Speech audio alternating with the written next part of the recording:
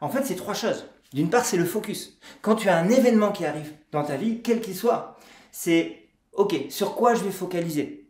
Un peu comme si tu conduis une voiture, un hélico, une moto, un avion, peu importe.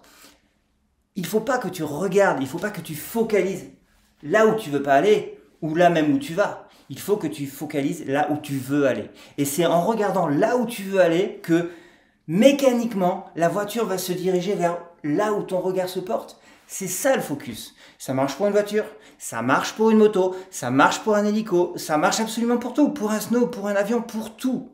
Ton regard va décider, va mécaniquement apporter la direction de ton véhicule, que ce soit toi-même ou un véhicule externe. Et c'est ce focus qu'il va te falloir décider de contrôler. Le focus, c'est la première chose. Mais c'est pas tout. Il y a aussi de la communication. Alors bien sûr, la communication avec les autres, mais surtout et avant tout, ta communication avec toi-même. En fait, la communication que tu vas avoir à l'intérieur de toi, souvent de manière inconsciente. Et cette communication, si elle est négative, elle nous bouffe, elle nous détruit, elle est toxique. Il va falloir que tu reprennes le contrôle de ta communication interne. Ça, c'est deux choses. D'une part, c'est les questions que tu vas te poser. Tout le monde, tous les jours, se pose des questions en permanence, souvent de manière inconsciente. Prends le temps d'investiguer tes pensées, prends le temps d'écouter les questions que tu te poses et éventuellement de les changer. Parce que la réalité, c'est quoi? Si tu te poses tous les jours des questions de merde du genre ouais, pourquoi ça tombe toujours pour moi? Pourquoi ça tombe toujours sur moi? Tu auras des réponses de merde.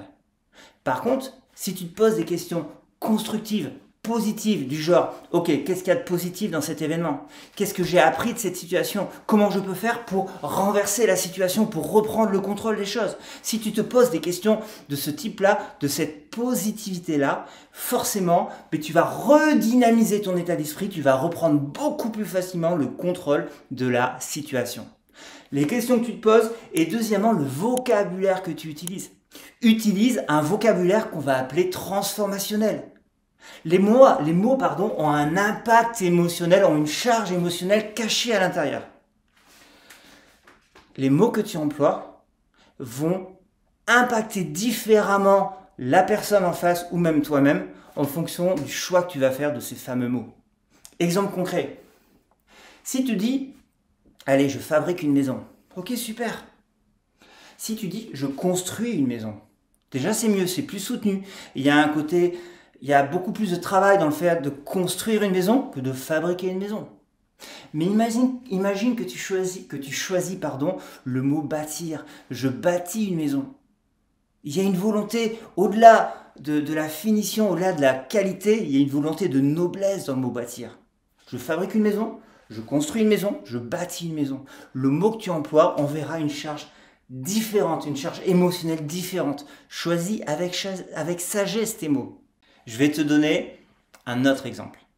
Imagine que tu dis une bêtise, ça nous arrive à tous, et que la personne à qui tu as parlé quand tu as dit cette bêtise, cette erreur, vient te voir en te disant « Eh, tu te trompes ».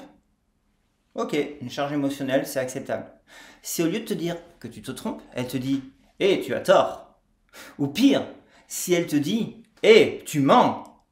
C'est trois mots qui veulent à peu près dire la même chose. En tout cas, qui peuvent être utilisés dans la même situation. Par contre, la charge émotionnelle sur ces trois mots ne sera pas la même. Pareil, je vais donner un troisième exemple. Imagine que tu n'as plus une thune. Tu n'as plus un rond pour raison XY. Tu peux dire « je suis pauvre ». Mais là, c'est une notion très négative. Parce que la pauvreté inclut inconsciemment, indirectement, un état permanent des choses. Et si, au lieu de dire « je suis pauvre », tu disais « allez, je suis fauché ». Si tu es fauché, tu n'as plus une thune. Mais inclusivement, je ne sais pas trop comment on dit, en tout cas, ce n'est pas un état permanent, c'est un état ponctuel lié à une situation particulière.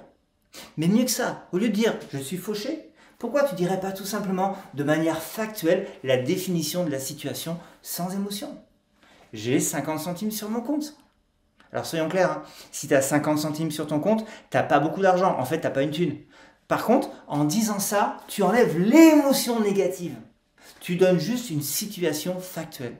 C'est ça, utiliser un vocabulaire transformationnel.